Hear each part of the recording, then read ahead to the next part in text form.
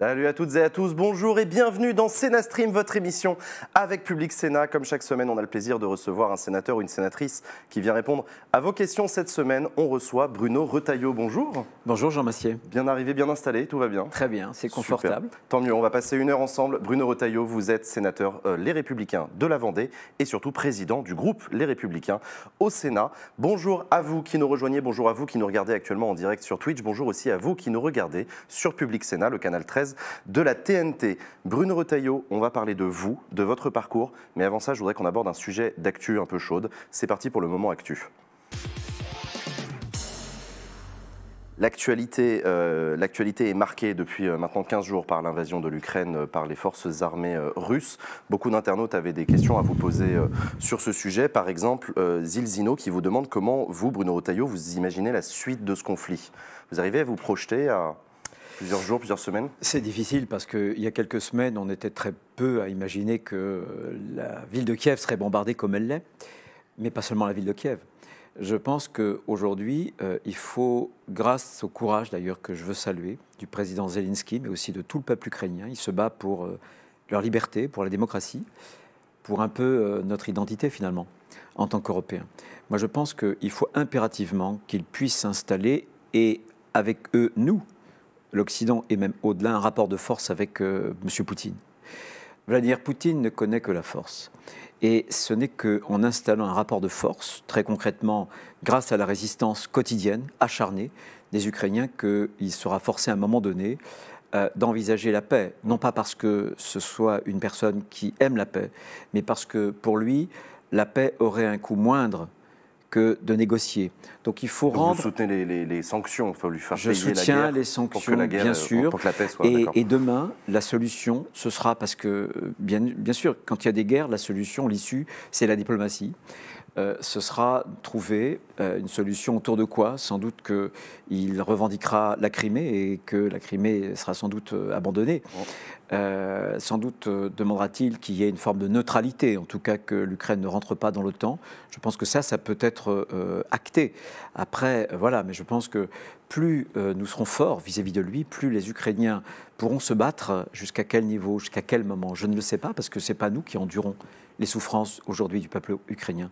Mais ce dont je suis absolument sûr, c'est que ce genre de type ne s'arrête que lorsqu'on les arrête, dans le rapport de force. Alors justement, et on parlait alors, de rapport de la force. diplomatie reprendra ses droits. Vernica voulait vous demander, est-ce que vous pensez que l'armée française pourrait intervenir en Ukraine?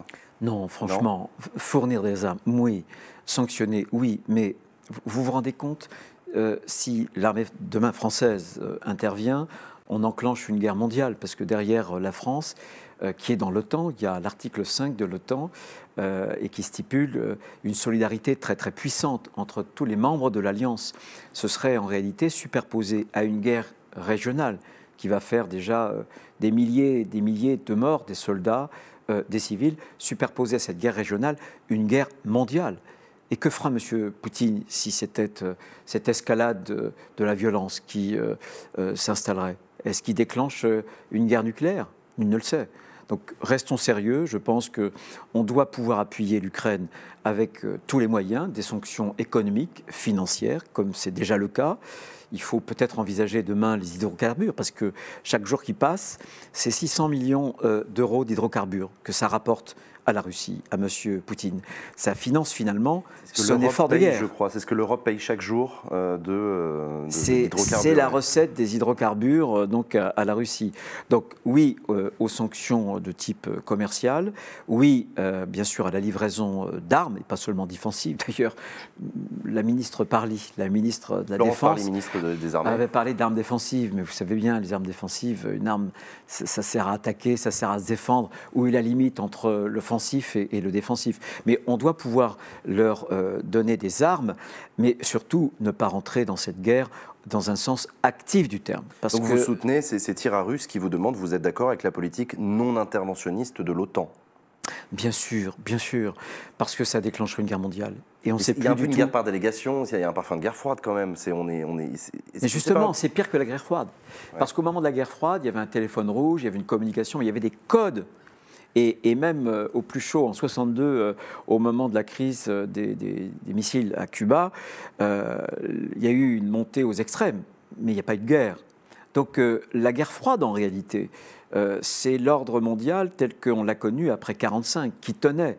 Aujourd'hui, l'ordre mondial est en train de s'écrouler. Et on voit bien que cette illusion de la fin de l'histoire, cette illusion qu'on nous avait promis qu'avec le marché global, avec des procédures juridiques, on arriverait à une paix perpétuelle, au bonheur universel. On voit que c'est la fin de cette illusion et que sur la ruine fumante de ces illusions émergent des menaces, les vieux empires, notamment l'empire russe, tsariste, mais aussi l'empire chinois. Vous parliez d'une ligne directe, le fameux téléphone rouge pendant la guerre froide. Il y en a un qui essaye en ce moment de maintenir un lien en permanence, c'est Emmanuel Macron. Vous soutenez les efforts du président de la République pour maintenir le dialogue avec Vladimir Poutine? Il faut toujours soutenir les efforts de la diplomatie, des efforts de dialogue. Pour l'instant, force est de constater que ça a eu peu de résultats. Et on a une réponse d'ailleurs de M. Zelensky lui-même. Ce n'est pas sur Emmanuel Macron ou M. Olaf Scholz qu'il compte. Il compte sur M. Naftali Bennett, le Premier ministre israélien, pour engager une conversation à Jérusalem entre l'Ukraine et la Russie. C'est un échec d'Emmanuel Macron Pardon. C'est un échec d'Emmanuel Macron, selon vous, le fait que finalement ce sera Israël qui va faire la médiation? Oui, il a tenté de s'imposer comme médiateur. Maintenant, vous savez, je suis un parlementaire de l'opposition, mais je suis un parlementaire français. Donc, dans des moments de crise, j'essaie d'avoir une forme de solidarité. Je crois que la cohésion nationale, c'est important. Mais en tout cas, force est de constater que M. Macron, qui a voulu être l'interlocuteur privilégié pour cette paix, a été, si j'ose dire, déclassé, que ce soit par M. Poutine ou par M. Zelensky, qui vont aller voir ailleurs. Il y a Ekafis qui voulait vous demander quelle est la place du Sénat dans les questions internationales. Parce que là, on voit un Emmanuel Macron, un président de la République, très chef de guerre dans son genre. Mais les parlementaires, votre rôle, il est où? Il faut savoir que sous la Ve République, qui est faite par le général de Gaulle, la Constitution, on est dans un régime, dès qu'on touche à la souveraineté, dès qu'on touche à la défense, à l'armée, qui est clairement présidentiel. C'est le président de la République qui, en France, déclenche par exemple une intervention. Si elle dure plus de 4 mois, il a l'obligation de revenir devant le Parlement pour un débat, pas pour un vote. Vous voyez, c'est très très différent des autres démocraties européennes ou même de la démocratie américaine. Et c'est souhaitable, ça? Je pense en tout cas que ça permet à la France d'avoir une vraie armée d'emploi. Je vais vous donner un exemple. Les Allemands, c'est une armée parlementaire. Ils nous ont aidés pour le Mali. Et là encore, il y a une anecdote qui est très significative de ce qu'est l'armée allemande. L'armée allemande, ça n'est pas une armée d'emploi. À tel point, lorsqu'ils ont voulu nous aider, on leur a demandé de pouvoir transporter des soldats et leurs armes au Mali. En fait, ils ont du coup affrété 2 avions. Il y avait un avion qui transportait les soldats et un avion qui transportait les armes. Pourquoi? Donc, parce qu'eux ont sorti totalement traumatisés de la Deuxième Guerre mondiale. Et ça se comprend, oui. Mais on voit bien que c'est une armée qui est une armée parlementaire dont les interventions doivent être décidées par le Parlement, et donc c'est très rarement décidé. En revanche, le Parlement a quand même un rôle en matière de politique étrangère. D'abord, on a des groupes d'amitié de parlement à parlement. C'est quoi un groupe d'amitié? C'est un groupe d'amitié, par exemple, c'est des parlementaires d'un pays, admettons l'Australie, le Canada, qui ont un groupe d'amitié avec des parlementaires français. Et donc ça permet d'approfondir des relations, de passer outre les relations de chef d'État à chef d'État. Et je pense que ça, c'est important. Je vais vous donner un exemple. Au moment de l'invasion de l'Azerbaïdjan, par l'Azerbaïdjan, de l'Arménie, j'ai fait voter au Sénat un texte qui a été très largement voté parce qu'il a été soutenu par des groupes comme le groupe centriste, les groupes socialistes, communistes et écologiques pour condamner l'invasion de l'Azerbaïdjan et pour réclamer que le Nagorno-Karabakh, l'Artsakh, cette petite enclave qui avait été attaquée, je ne sais pas si vous vous souvenez, puisse bénéficier d'une reconnaissance internationale et en tout cas d'une reconnaissance française. Et nous avons été le premier Parlement sur la planète, le Sénat, à voter cette résolution à la quasi-unanimité, moins une voix. Je suis ensuite allé en Arménie. Vous n'imaginez pas le poids que ça a eu auprès du peuple arménien. Parce le que, Sénat français, le Palais du Luxembourg qui fait ça, ça a eu un poids exactement. en Arménie. Et quand j'y suis allé pour le 24 avril, où malheureusement il commémore le génocide, plus d'1 million de morts du génocide par les Turcs, qui n'a toujours pas reconnu. La Turquie n'a malheureusement toujours pas accepté cette évidence historique. Je m'y suis rendu avec Gérard Larcher, puis ses présidents de groupe, qui m'avaient aidé à faire passer ce texte au Sénat. Vous n'imaginez pas le poids que cette simple déclaration, cette simple résolution avait eu dans le peuple arménien, parce que quand vous êtes au fond du trou, quand vous êtes dans la nuit, une petite lumière qui s'allume, c'est une lueur d'espérance. Alors justement, vous avez parlé des groupes d'amitié parlementaire, mais il y a aussi, d'abord, j'ai envie de dire, les groupes politiques. Vous êtes le président du groupe Les Républicains au Sénat, qui est le groupe majoritaire avec ses collègues les centristes. Quel est votre rôle à vous? C'est une question qui vous est posée par Knoven, qui voulait vous demander, vous, votre place en tant que président de groupe. Vous avez de l'influence sur Jean Castex, sur Florence Parly, vous les avez au téléphone, comment ça se passe? Il y a des auditions? Bien sûr qu'il y a des auditions, on les a au téléphone, mais une assemblée parlementaire, que ce soit l'Assemblée nationale ou le Sénat, il y a des commissions, il y a une institution. Mais ce sont les groupes politiques qui donnent l'orientation politique. À ce titre-là, le premier groupe majoritaire, qui est le mien, est déterminant sur chaque texte pour faire des arbitrages. Dans quel sens va-t-on aller? Je me souviens très bien, moi j'avais beaucoup lutté contre la proposition de loi Avia, qui, je trouvais... De la députée Avia qui luttait contre le harcèlement sur Internet, si je ne dis pas de bêtises. Oui, mais avec une volonté de censure, si j'ose dire. Et avec une volonté où on considérait que très vite, la haine devait être sanctionnée. Moi, je ne suis pas pour la haine. Mais en réalité, il y avait une forme d'anticipation. Et on s'en serait remis, on aurait sous-traité aux GAFAM et aux algorithmes la censure. Ce n'est pas possible dans une démocratie. Donc je m'étais beaucoup insurgé et notre groupe, nous avions voté contre. Alors évidemment, les députés, puisque sous la Ve République, ils ont le dernier mot, ils avaient quand même voté pour la loi Avia, mais j'avais, puisque la Constitution me donne le droit, avec 60 sénateurs, de saisir le Conseil constitutionnel. Et vous avez obtenu raison. On a obtenu raison. Le Conseil constitutionnel a dit, mais c'est tout simplement pas possible dans une démocratie. Ça sera... comment dirais-je, une contradiction avec le droit d'expression, avec la liberté d'expression. Une question de Caramel qui voulait vous demander l'accueil des réfugiés ukrainiens. Quelle est la température au Sénat, surtout vu les positions des Républicains vis-à-vis des réfugiés non européens? Non, on a toujours, j'étais un des tout premiers, je me souviens qu'Éric Zemmour avait fait sa sortie en disant qu'il ne faut surtout pas les accueillir. Et j'avais tout de suite fait un tweet pour dire que ce sera la grandeur et l'honneur de la France d'accueillir ces réfugiés. Dans mon département, d'ailleurs, il y a plusieurs cars qui sont allés là-bas, la Vendée, et on a ramené justement des familles. Alors, très franchement, très peu d'hommes. Essentiellement, mais à 98%, des femmes et des enfants souvent très jeunes, et quand il y a des hommes âgés. Et ce qui donne, si j'ose dire, une dimension très très différente, parce que nous avons des positions fermes vis-à-vis du droit d'asile. Je crois que le droit d'asile, il est très important de l'avoir pour tout le monde. Le problème en France et ailleurs, c'est que le droit d'asile, il a été détourné comme une filière d'immigration illégale. Et ça le dénature. Donc, pour ce qui concerne l'Ukraine, on est vraiment sur un droit d'asile tel qu'il a été inscrit depuis le départ dans nos valeurs. Et d'ailleurs, l'Union européenne a depuis adopté une sorte de directive pour dire qu'ils bénéficiaient d'une protection temporaire qui fait qu'ils n'ont plus à demander de papier administratif pour un bon moment. On a vu dans le débat public récemment, notamment à droite, émerger des différences entre les réfugiés syriens et les réfugiés ukrainiens, même si tous les parallèles ne sont pas possibles pour des contextes géopolitiques différents. Il y a des leaders à droite qui ont dit c'est pas pareil pour des raisons d'identité, de religion, etc. Est-ce que pour vous, un réfugié, c'est d'abord un réfugié ou est-ce qu'il y a une différence entre un Ukrainien et un Syrien? Non, un vrai réfugié, c'est un réfugié, mais on a bien vu au moment, notamment en 2015, que des terroristes qui sont venus frapper la France avaient suivi ces flux. Voilà, ces terroristes, on les connaît, les noms ont été donnés, on connaît parfaitement leur parcours. Donc il faut lutter contre ces filières clandestines et contre cette idée qui consiste à dévoyer le droit d'asile. Maintenant, encore une fois, il s'agit de femmes et des enfants, donc ce n'est pas la même chose. Et puis, il faut l'accepter aussi, c'est une des propositions de Valérie Pécresse, de pouvoir réguler l'immigration en fonction des métiers, par exemple, parce qu'il faut une immigration plus économique, alors qu'en France, l'immigration économique est très minoritaire, et je pense que c'est par le travail qu'on s'insère dans une société. Mais c'est deux sujets différents, l'asile et l'immigration. Mais c'est vrai, Ouais. vous avez raison, mais j'en viens à ce que vous voulez dire. Je pense qu'il y a aussi la capacité d'assimilation. Et c'est clair qu'on assimile beaucoup plus des Européens qu'on assimile des cultures ou des gens qui proviennent de civilisations différentes. Mais sur le droit d'asile, un réfugié est un réfugié.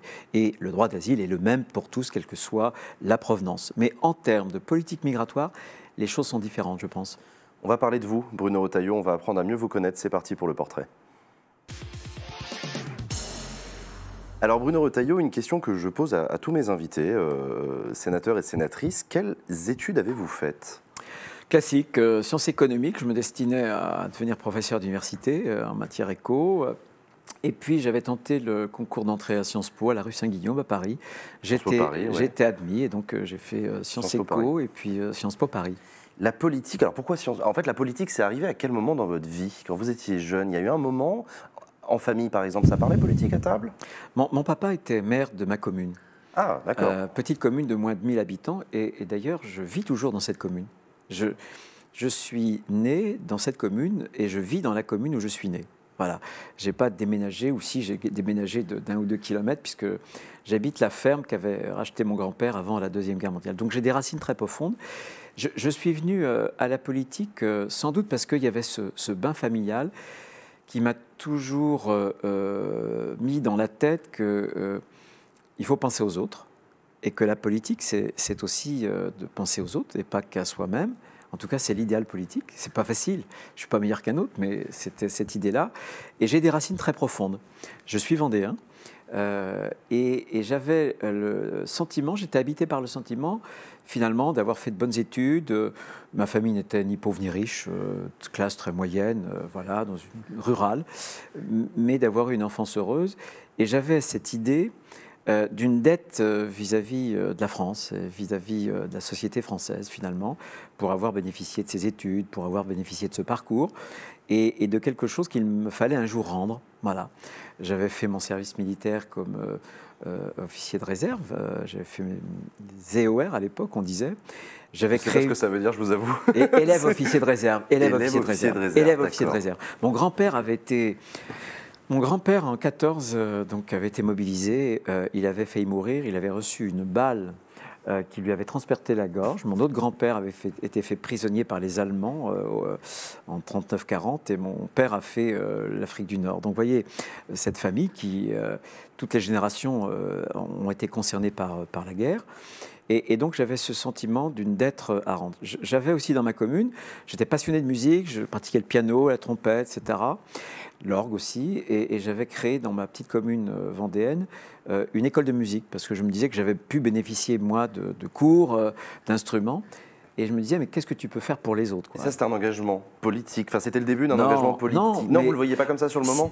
Non, c'est-à-dire que il y a qu'Emmanuel Macron qui est venu tout à coup comme ça, comme un cheveu sur la soupe. Mais un parcours politique, souvent, c'est l'inscription d'une trajectoire dans l'association, dans un parcours associatif, municipal, élu local. J'ai d'abord eu ce parcours associatif, puis du fou, on en parlera sans doute, et puis aussi, bien sûr, dans la vie locale. J'ai d'abord été élu départemental, etc., avant de devenir parlementaire. Et donc, du coup, vous avez rejoint le Mouvement pour la France, le MPF, le parti de Philippe de Villiers, célèbre Philippe de Villiers que les internautes connaissent. Avant de le quitter en 2010, on en parlera tout à l'heure. Mais qu'est-ce qui vous a attiré vers le Mouvement pour la France ? C'est pas la politique qui m'a attiré vers Philippe de Villiers. Je suis à Sciences Po et je me destine à l'ENA. Je voulais faire l'ENA, je voulais intégrer le corps préfectoral. Et puis, on est juste après, quelques années après, les lois de décentralisation. Et lui me dit, il avait fait l'ENA, et d'autres me disent, ah ouais, tu veux faire préfet, mais maintenant, de toute façon, c'est les collectivités qui ont la main, les préfets qui n'ont plus pour rien, etc. Il avait lancé le Puy du Fou, j'avais été un des tout premiers bénévoles en 77-78 au Puy du Fou, c'était ma passion à l'époque. Il me dit, écoute, viens, on avait lancé Radio Alouette à l'époque, Alouette FM. Il me dit, ton job, ne fais pas l'ENA, viens pour la Vendée, il y a Alouette FM qu'il faut développer, et puis à titre bénévole, je vais te confier à la mise en scène du Puy du Fou. J'ai 24 ans, j'ai 25 ans, c'est génial. Metteur en scène. C'est mes racines, c'est mes racines. Il faut gérer une radio libre à l'époque. Il y avait une rédaction d'une douzaine de journalistes, il y avait une trentaine de personnes. C'était un vrai challenge. Mes parents ont été déçus parce qu'ils attendaient. J'étais sorti de Sciences Po, j'étais lauréat, donc j'aurais pu sans doute réussir le concours d'entrée. Donc vous imaginez la déception de mes parents, mais qui ont eu cette intelligence de ne pas me le dire finalement. Je l'ai senti, mais ils ne me l'ont jamais dit. Vous ne regrettez pas? Pas du tout, pas du tout. Pas du tout. C'est énarque préfectorale finalement. Oui, exactement. Donc je suis revenu chez moi et j'ai voulu travailler dans mes racines, pour cette radio, parce qu'à l'époque, après 81, ça a été une bouffée d'oxygène. On n'imagine plus maintenant. Là, il y a Twitch. Mais avant Twitch, il y a eu les radios libres, il y a eu cette espèce de grande liberté. Ces années-là, les années 80, oui, c'est vrai, on créait des radios. 80. Ouais, c'était les radios libres. Donc mon premier job, c'était Alouette FM et j'étais bénévole. Je me suis jamais pris €1, ou un franc à l'époque, disait-on, d'indemnité kilométrique. Pour le Puy du Fou, je suis devenu metteur en scène du Puy du Fou. On parle de votre engagement politique, de la naissance de votre engagement politique depuis tout à l'heure. Il y a un mot qu'on prononce toujours pas, c'est le mot droite, voire extrême droite. Non, parce que j'ai jamais été. D'ailleurs, je me suis séparé. Plus tard en 2010, mais à ce moment-là, vous placiez dans un corpus politique. Oui, d'une droite, Alors, bien sûr. C'est quoi cette droite? D'une droite, plutôt pour moi, le général de Gaulle a toujours été quelque chose, un personnage qui comptait. Je me souviens lorsque j'ai appris son décès, j'étais très jeune, mais j'avais pleuré. Donc, il représentait ma famille, il n'était pas spécialement gaulliste, mais cette figure tutélaire avait compté pour moi. Et puis, les valeurs de droite comptaient, la liberté, l'autorité, l'enracinement, par exemple. La gauche était forcément le mouvement, il ne fallait surtout pas se réclamer d'un enracinement. Faire table rase du passé, ça c'est... Table rase du passé. Je vais vous dire, les Vendéens, on a payé cher la Révolution française. Cette idée de fabriquer un homme nouveau, débarrassé de tout ce qui a pu procéder, c'est quelque chose qui... C'est quelque chose qui est profond, ça, à la Vendée. Et le Puy du Fou aussi, à cette histoire-là, ancrée dans une Vendée revendicatrice vis-à-vis de sa propre histoire. C'est quelque chose qui vous a marqué, on le sent d'ailleurs. C'est quelque chose qui m'a beaucoup, beaucoup marqué. Et c'est une fabuleuse leçon d'histoire. Et quand je me suis retrouvé à Sciences Po, j'avais été l'élève d'un grand, grand historien qui s'appelle François Furet. Quelques années avant, il avait fait Penser la Révolution française, qui est le livre majeur pour penser la Révolution française. Avec les Vendéens en 89, ils épousent les grands idéaux de la Révolution, la liberté, l'égalité, la fraternité, ils épousent. Mais en 93, avec la dérive robespierriste, avec la terreur, là c'est terminé.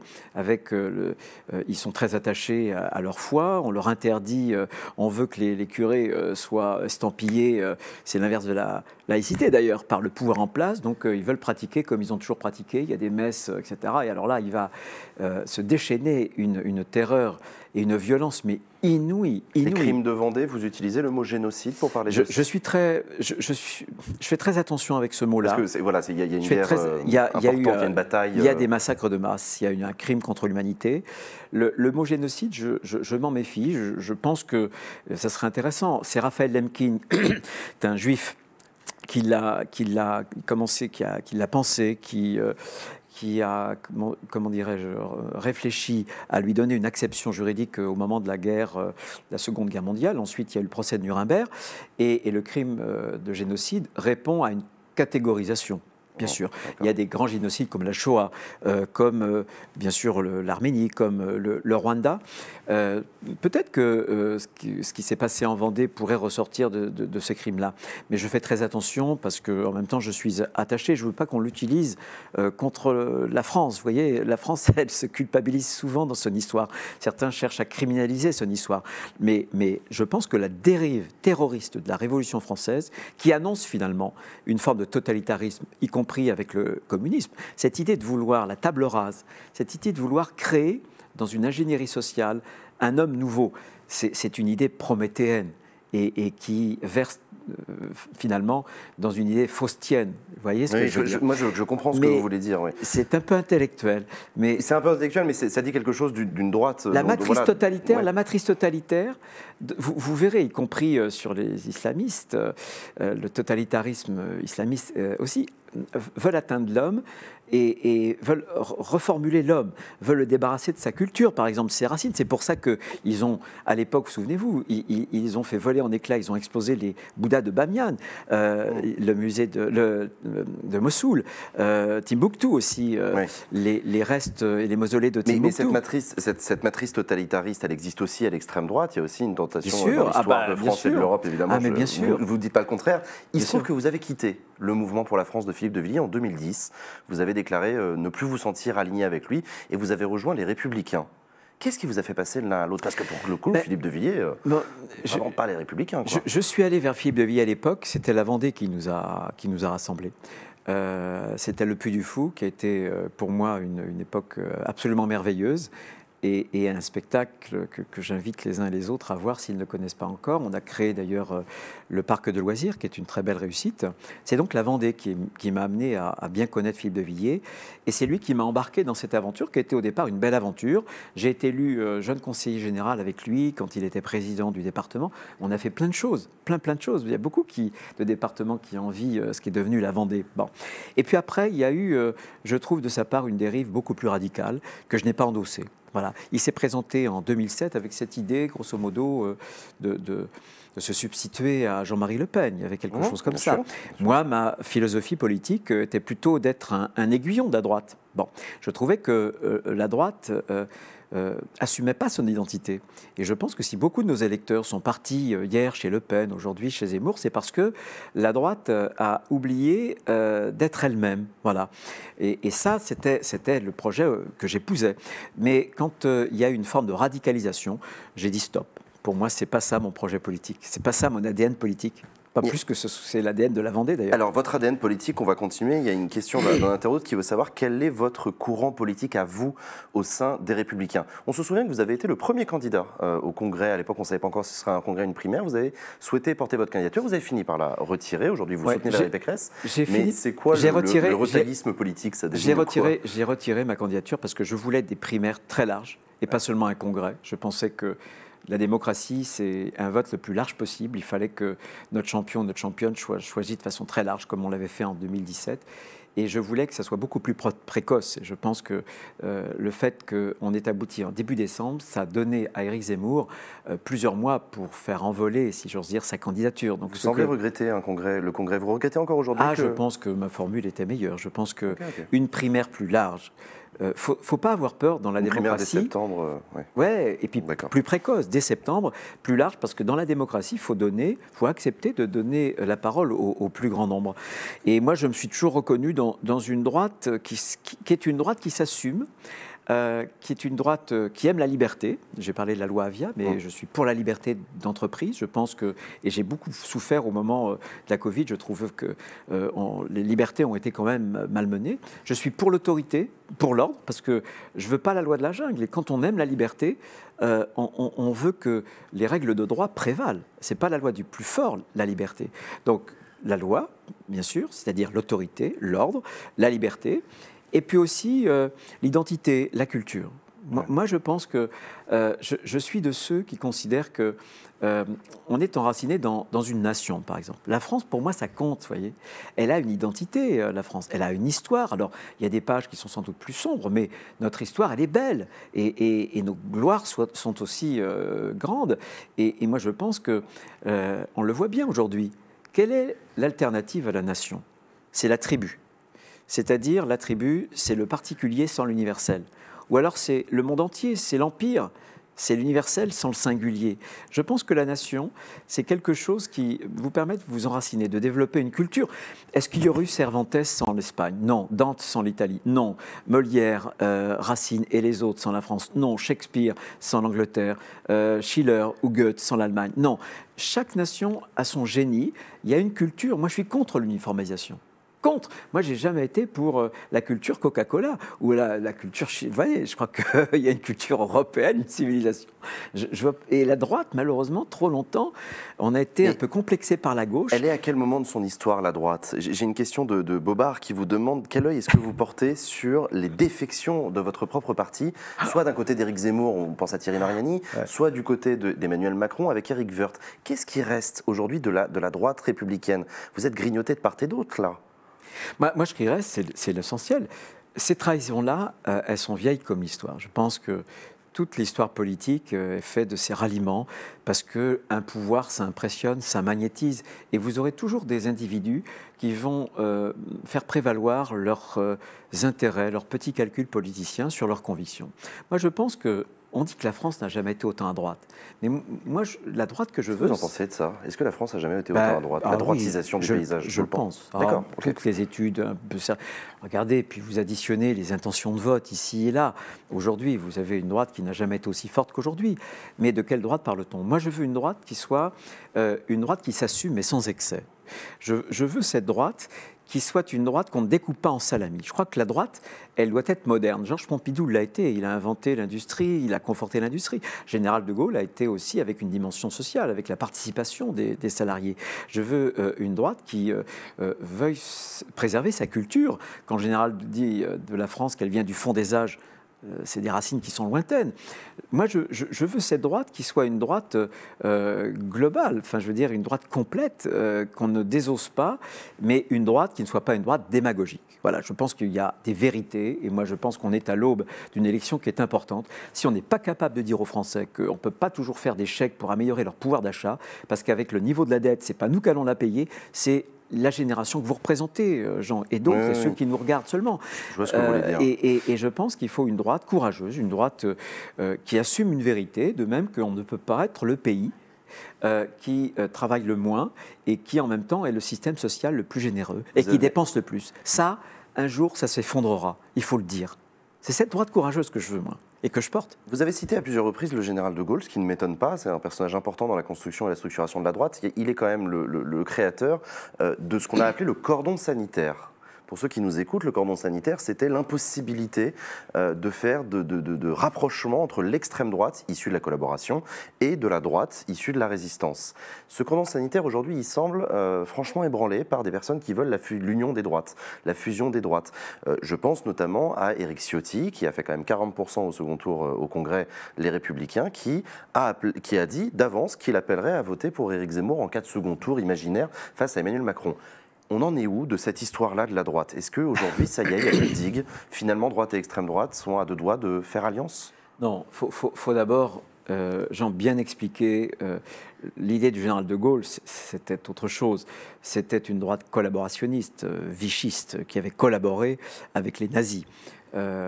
Aujourd'hui, il n'y a plus grand monde qui se réclame du régime de Vichy, de la collaboration. Éric Zemmour, quand il réhabilite... Il a fait, je trouve qu'il a Philippe fait une grave faute en voulant, si j'ose dire, exonérer le maréchal Pétain de sa politique vis-à-vis des Juifs, évidemment.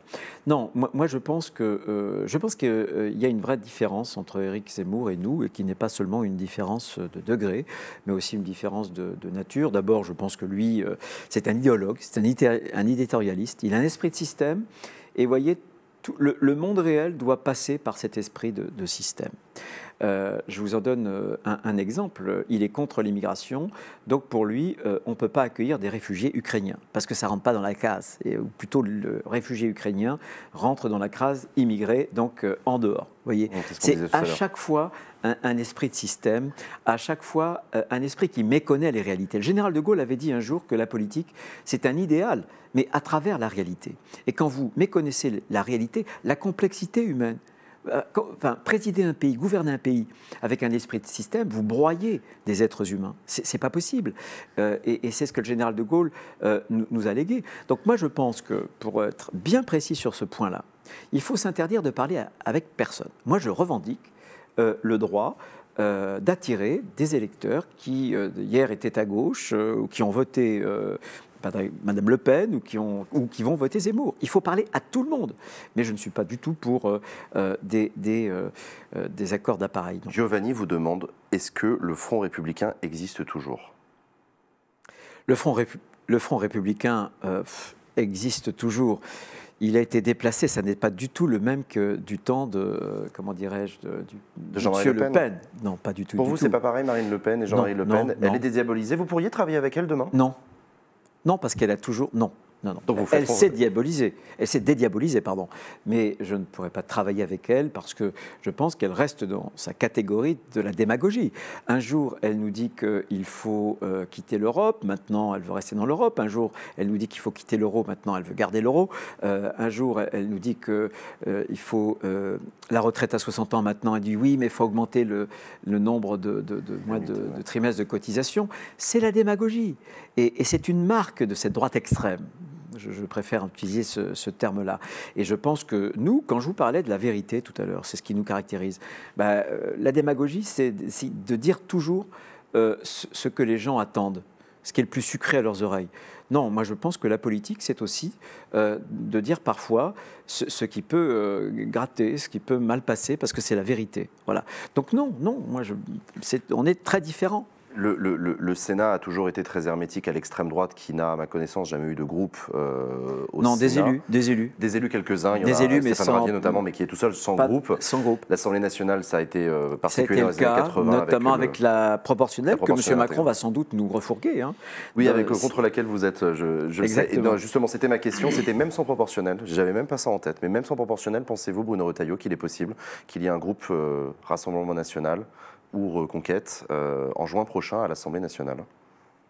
Tout est possible, hein, avec une élection, tout est possible. Je pense que le scrutin majoritaire nous prémunit des excès, si j'ose dire, de part et d'autre. Bon, moi je suis très attaché au scrutin majoritaire parce que c'est celui qui ancre un élu dans son territoire. Parce qu'à un scrutin proportionnel, il suffit que le parti, avec l'étiquette, vous place en tête de liste et vous êtes élu, quoi que fassent les électeurs. Donc moi, je pense qu'un homme ou une femme enraciné dans un territoire, ça a plus de valeur qu'une liste où ceux qui sont élus, c'est ceux qui, en fait, auront été placés très haut dans la liste par leur propre parti. On peut tout concevoir, tout concevoir. Je pense que pour Reconquête, ce sera difficile. Je pense aussi pour que le Rassemblement national, ce ne sera pas simple non plus. Je ne les vois pas avoir des groupes très importants. On va parler du Sénat maintenant avec vous, Bruno Retailleau. C'est parti pour le moment Sénat. Alors au Sénat, la première question, elle est très simple, c'est Rally qui vous la demande. Comment vous êtes devenu sénateur ? Dans votre parcours politique, vous avez été président de conseil départemental, vous avez à l'époque conseil général, président de région. Comment vous êtes devenu sénateur ? À quel moment ça s'est fait ? Vous savez, Gambetta avait dit un jour que le Sénat, c'est le grand conseil des communes de France. Et le Sénat, ça reste le grand conseil des territoires de France. Vous savez, les territoires de France, quelqu'un avait écrit un livre qui s'appelait La fin des territoires. C'est un peu l'idée d'Emmanuel Macron. Jamais les territoires ont été aussi ignorés. Il a retrouvé le chemin des maires quand il en a eu. Il s'est pas réconcilié avec les maires, justement, au moment du Covid ? Oh, si, il nous a fait des grandes déclarations d'amour. Et puis il a... À chaque fois, pendant le grand débat. Oui, grand débat pendant national, le grand débat, c'est 2019. la même chose. Sans les maires, il n'aurait pas pu faire son grand débat. Mais il s'est accroché aux maires comme une bouée de sauvetage pour les oublier ensuite. Idem sur le... Vous savez, au moment de la Covid, c'était terrible pour les maires. C'est eux qui ont distribué des masques. Ils étaient en permanence en première ligne. Mais vous n'imaginez pas, ils ont cru devenir dingues quand ils recevaient la veille pour le lendemain des protocoles de 63 pages pour, par exemple, l'ouverture des écoles primaires, des cantines, etc. Ils ont cru devenir dingues. C'est incroyable que ce pouvoir-là a méprisé, si j'ose dire, les maires. Il y avait même un ministre du budget qui s'appelait M. Darmanin à l'époque qui avait fait #balance ton maire, relayé par les réseaux de la Macronie. Ça a été terrible. Il dénonçait les maires qui refusaient d'appliquer les consignes sur la taxe. Je ne sais plus. Si, c'était sur la fiscalité, absolument, sur la fiscalité.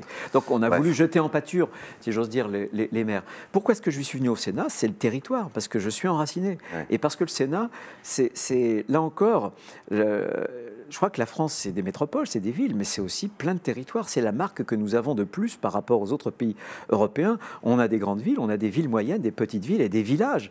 C'est ce qui fait que la France est belle. Et cette idée, justement, de la territorialisation, la France périphérique, regardez, les Gilets jaunes, c'est une partie de la France oubliée. Emmanuel Macron est venu avec cette idée que la France du futur, la France de l'avenir, c'était les grandes métropoles. Mais vous savez qu'il y a autant de Français, de Françaises qui vivent dans des villes de moins de 1500 habitants que de Français qui vivent et de Françaises qui vivent dans des villes, dans les plus grandes métropoles de France. Vous pensez que les Gilets jaunes se sentent représentés par les sénateurs ? Non, mais ils ont poussé un cri d'une France périphérique qui se croyait ignorée de Paris. les invisibles, oubliés. Et je pense que les sénateurs, vous savez que, comme par hasard, nous sommes en décembre 2017, nous sommes en train d'étudier le budget de l'État, le projet de loi de finances, et on voit la trajectoire de dingue qu'Emmanuel Macron veut nous faire voter, une trajectoire qui, sur le quinquennat, était de plus de 140 milliards d'euros sur la soi-disant taxe... La réduction de la taxe d'habitation, suppression de la taxe d'habitation. Non, Non, vous parlez de quoi? Non, sur la taxe écologique, sur la taxe... Sur taxe carbone. La taxe Oui. carbone. Voilà.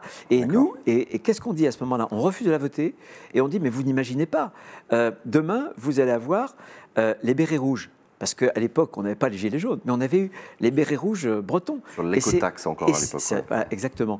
Et c'est nous, le Sénat, qui avons averti le pouvoir, Édouard Philippe, qui n'a rien voulu entendre. Ouais. Donc je suis venu au Sénat par le territoire, parce que je pense que la France territoriale, c'est important, la décentralisation, c'est ce qui permet de développer plus de liberté au plus près des gens. Et alors vous êtes plus que sénateur, si je puis dire, puisque vous êtes président de groupe. Beaucoup d'internautes m'ont posé des questions en disant, mais ça veut dire quoi concrètement présider un groupe? Il y a même Riyad qui m'a demandé, est-ce que c'est un emploi du temps chargé, par exemple? Ça veut dire quoi, présider un groupe? C'est un emploi du temps très chargé, parce qu'il y en a plein de lois, puis il y en a trop de lois en France. Donc il y a plein de lois qui nous arrivent au Sénat.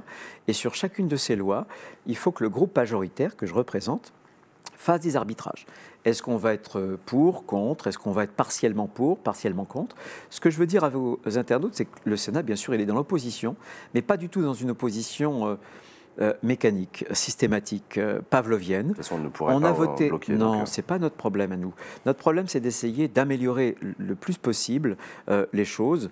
On vote globalement plus de textes qu'on en refuse, mais à chaque fois, on essaie d'améliorer les textes. Voilà, c'est notre job. Et le rôle du président d'un groupe, c'est, avec le groupe, de proposer des arbitrages, de faire en sorte de trouver les bons équilibres, de répartir le temps de parole entre les uns et les autres, d'organiser aussi le travail parlementaire. Non, c'est un gros travail. Il y a l'UDAV qui voulait vous demander, est-ce que vous pensez que le Sénat a assez de pouvoir face au président de la République? Emmanuel Macron nous a montré un exercice du pouvoir jugé par beaucoup très solitaire, y compris par beaucoup de sénateurs que j'ai reçus sur ce plateau. Quel est votre sentiment à vous? Non, mais c'est même pas un sentiment, c'est quelque chose. Il gouverne beaucoup, vous savez, par des ordonnances. Et même pour une ordonnance, le général de Gaulle était quasiment un enfant de cœur à côté d'Emmanuel Macron.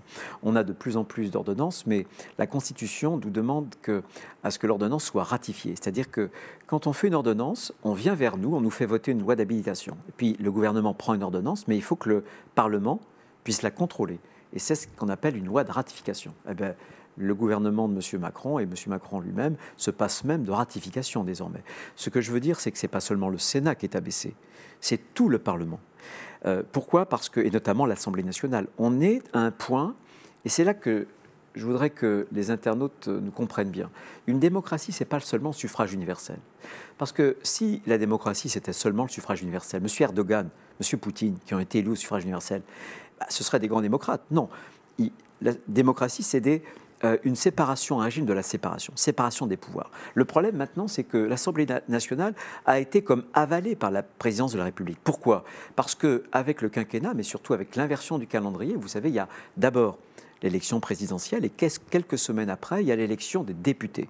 Et il suffit de mettre sur l'affiche, quand vous n'êtes pas connu, la photo de M. Macron et vous êtes élu. Donc vous êtes élu parce que vous représentez, non pas le peuple, parce que vous représentez le président de la République. Donc, il y a... Cette présidentialisation du régime, elle a été voulue et soutenue, y compris par l'UMP et les Républicains, Nicolas Sarkozy. On ne peut pas tout reprocher à Emmanuel Macron. Bien sûr, mais ce que je suis en train de vous dire, c'est que jamais on arrive là au paroxysme. Jamais le Parlement n'avait été autant affaibli, tout simplement parce que Emmanuel Macron, il y a cette idée de la verticalité, et jamais la France n'a été gouvernée par aussi peu. Est-ce que vous savez qu'aujourd'hui, la France, elle est gouvernée par Emmanuel Macron, un peu par le Premier ministre, son... Salle de défense? Non. Monsieur Collère, son secrétaire général, il y a moins de 5 personnes. Jamais le pouvoir n'a été autant concentré. On reprochait à peu près la même chose à Nicolas Sarkozy entre 2007 et 2012. Beaucoup moins. Il avait d'ailleurs révisé la Constitution pour donner plus de pouvoir au Parlement. Par exemple, vous savez que jadis, l'ordre du jour était complètement maîtrisé par le gouvernement, l'ordre du jour du Parlement. Nicolas Sarkozy avait dit, voilà, sur 4 semaines, il y aura 15 jours Donc moitié-moitié, 15 jours qui seront maîtrisés par le Parlement et 15 jours par le gouvernement. Alors donc, du coup voilà, vous critiquez cet exercice du pouvoir d'Emmanuel Macron, mais qu'est-ce que vous proposeriez comme changement institutionnel qui permettrait de rééquilibrer pour vous un pouvoir avec un Parlement renforcé? Emmanuel Macron a proposé, vous l'avez critiqué tout à l'heure, une dose proportionnelle, il a proposé la réduction du nombre de sénateurs. Là, dans le cadre de la campagne, il a dit souhaiter un grand débat permanent en référence au grand débat de 2019, peut-être plus de pouvoir pour le Conseil économique, social et environnemental. Et vous, Bruno Retailleau, qu'est-ce que vous... propose 3 choses pour rééquilibrer notre démocratie. La première chose, c'est beaucoup plus de décentralisation, parce que quand la décision elle est prise tout proche des gens, elle est plus efficace, elle est mieux comprise. Et c'est des contre-pouvoirs au niveau national. Vous savez, l'Allemagne ou même les États-Unis sont des États fédéraux. Donc, fédération, oui. Bien sûr. Vous choisissez une fédération française? Non. Moi, bien sûr, je veux l'unité de la République, je veux l'unité de la France, mais je veux la décentralisation. Première proposition, pour donner un peu plus de pouvoir au niveau local, aux régions, aux communes. Aux communes d'abord. Je pense que je veux la France communale, parce que la commune, pour moi, c'est la quintessence de la démocratie locale. Tout simplement, c'est la démocratie en circuit court. Les maires sont à portée d'engueulade de leurs concitoyens. Deuxième proposition, le référendum. Je veux que les Français puissent s'emparer de grandes questions. Et Valérie Pécresse a proposé d'ailleurs un référendum dès l'automne. Dans les 100 jours, elle m'a confié les premiers mois de son quinquennat. Dans les 100 jours, on a prévu de modifier la Constitution pour rendre accessible et plus simple le référendum, pour redonner la parole aux Français. Un référendum d'initiative citoyenne, par exemple, comme le demande les Gilets jaunes. On est en train de travailler un référendum aussi de type populaire à 1 million, 2 millions de signatures. On est en train de regarder ça. Et la troisième, donc, première proposition, plus de décentralisation, plus de référendums, une démocratie directe et une démocratie plus représentative. Je voudrais qu'on décale le quinquennat et le mandat, notamment des députés, pour qu'il n'y ait pas une coïncidence. Exactement, pour qu'on le désynchronise. Le retour de la cohabitation ? Pour qu'éventuellement, il y ait des cohabitations. Je considère que 86-88, avec notamment Jacques Chirac et Édouard Balladur, tout comme M. Jospin, il y a eu des erreurs, par exemple les 35 heures, mais je pense que dans notre période politique, dans notre histoire politique récente, c'est loin d'avoir été les périodes les plus médiocres. Mais donc pourtant, je pense que le quinquennat a été voulu par toute la classe politique qui ne voulait plus des cohabitations. Exactement. Vous dites que ça a été un peu une connerie. Il faudrait en fait finalement tout bien réfléchir. J'ai voté pour le septennat, moi. J'ai voté pour le septennat. Je pense que j'ai voté pour le septennat. Bon, peu importe. Je pense qu'on pourra pas revenir. C'est-à-dire vous avez voté contre le quinquennat. J'ai voté contre le quinquennat pour le septennat. Oui, c'est ça. Il y a eu un référendum. Vous vous souvenez du temps de Jacques Chirac, il y a eu très peu de participation. Peu importe. Je pense maintenant que si vous voulez, le fait que les élections législatives se déroulent quelques jours, quelques semaines après l'élection présidentielle, elles ne sont que la succursale. C'est la réplique sismique de l'élection présidentielle. Donc les députés sont en quelque sorte dissous à l'avance par l'élection présidentielle. Donc je voudrais qu'il n'y ait plus une synchronisation entre ces deux élections. C'est une question de calendrier. Vous l'avez dit, vous êtes chargé par Valérie Pécresse, la candidate des Républicains. Elle vous a chargé au sein de son équipe d'organiser les 100 premiers jours de son éventuelle arrivée au pouvoir. Du coup, vous travaillez dans la préparation de qu'est-ce qu'on mettra en place à quel moment. Quel regard est-ce que vous portez sur cette campagne de Valérie Pécresse? On a vu qu'elle avait été en difficulté dans les sondages, on a vu qu'elle avait eu des difficultés dans ses meetings. Est-ce que vous la jugez à la hauteur des attentes que vous aviez en elle? Non, mais je la juge très combative, très courageuse. Elle a un style qui est très différent et il faut parler clairement. Là aussi, il faut dire la vérité. Elle n'est pas très à l'aise derrière un pupitre avec un micro parce que elle revendique le fait de faire, F-A-I-R-E. Et elle a une candidature qui est un style qui est beaucoup plus sobre, beaucoup plus pragmatique, beaucoup plus modeste finalement, plus factuel dans son discours que les grands discours très enlevés d'Emmanuel Macron. Mais comme disait Régis Debray, moins ça peut et plus ça cause. Bon. Et elle est dans l'action. Et je crois que la présidence d'Emmanuel Macron a été une présidence très verbeuse, finalement, avec des mots forts et souvent des actes faibles. Le problème de Valérie Pécresse, mais pas seulement d'elle, c'est que avec la guerre en Ukraine, c'est très difficile de faire campagne. Il y a aussi une intention depuis le départ, on l'a d'ailleurs vu aussi avec la crise sanitaire, bien avant la crise ukrainienne, la volonté d'Emmanuel Macron d'enjamber cette campagne, parce qu'il ne veut pas rendre des comptes sur son bilan. C'est grave. C'est grave parce que la démocratie, justement, ça se juge aussi à la fin d'un quinquennat. Le jugement démocratique, il doit être à ce moment-là. Il y a bien sûr le projet qu'on doit exposer. Et c'est là aussi que c'est la seconde raison qui me fait craindre une campagne escamotée.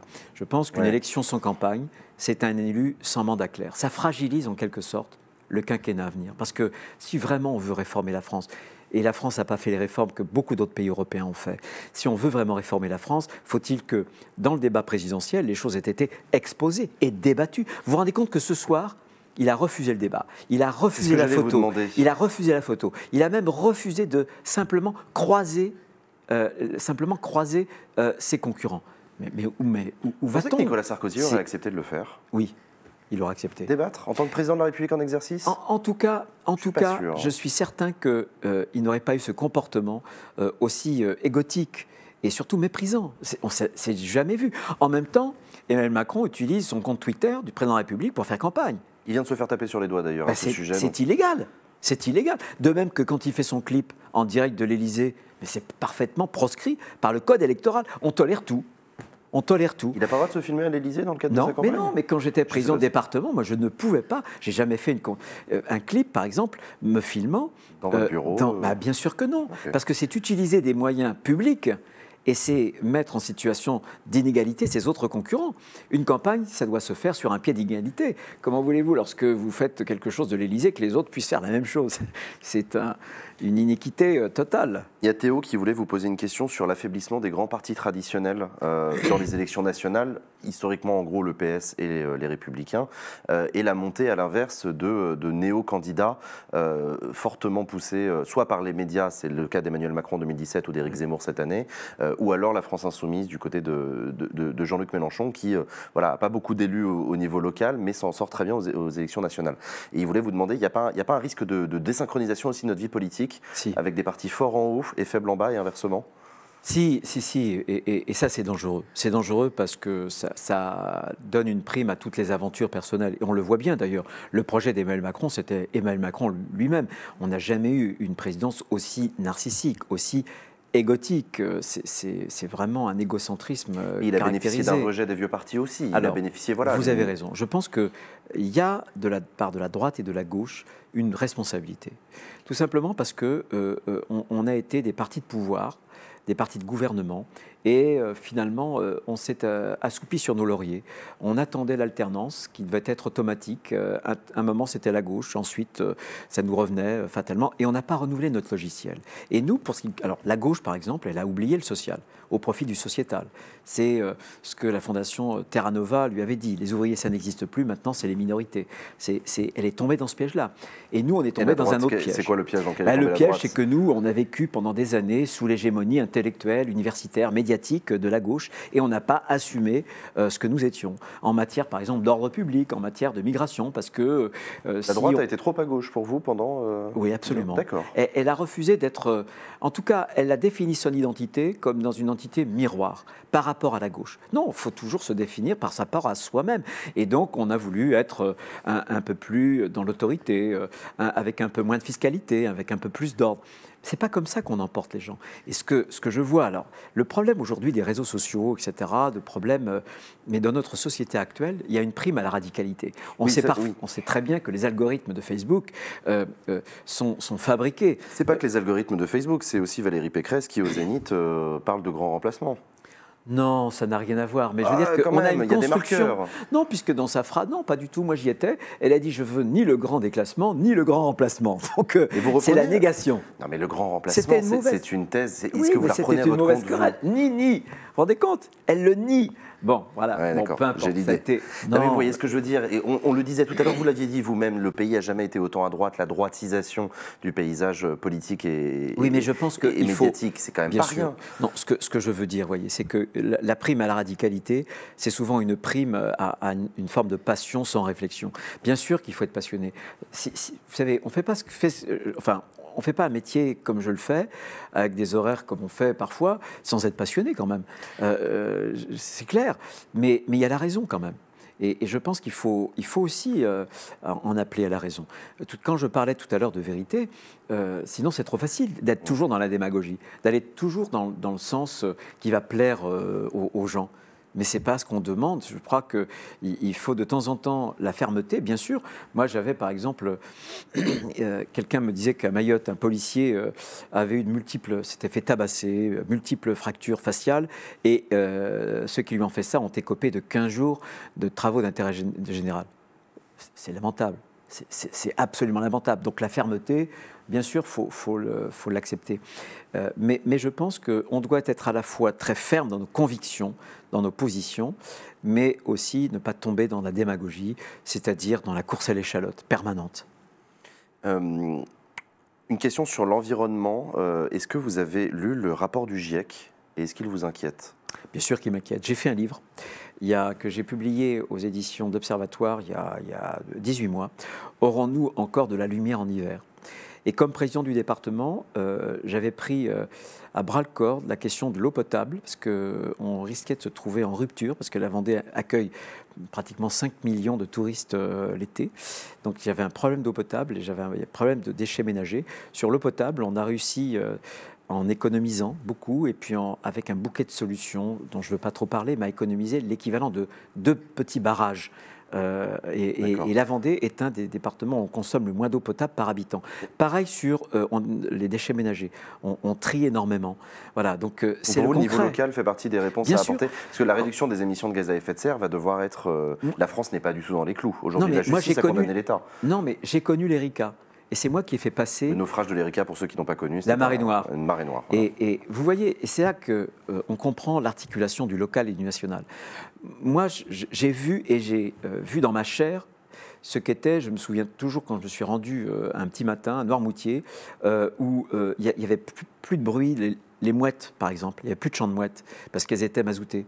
Il n'y avait même plus de bruit de l'eau parce que le mazout lourd rend beaucoup plus opaque, plus lourde l'eau de mer. Il n'y avait plus le cliquetis des vagues habituelles. Donc ça, puis il y avait des espèces d'odeurs âcres. Eh bien, c'est ce qui m'a motivé pour que plus de 10 ans après, j'inscrive dans le Code civil le préjudice écologique pour qu'on puisse vraiment faire taper vraiment les pollueurs. Pareil pour Xynthia. Xynthia, c'est de la submersion marine à la faute, 29 morts. Je sais que le dérèglement climatique est sans doute pour quelque chose. L'augmentation avec le réchauffement, on aura l'augmentation du niveau de la mer, et avec l'augmentation du niveau de la mer, vraisemblablement des phénomènes de submersion.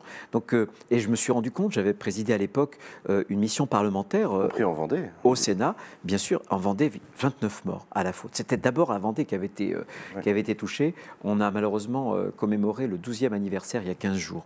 C'était le 28 février dernier. Donc vous voyez, ces événements-là, qui sont des dérèglements importants, se sont inscrits dans mon cœur, si j'ose dire.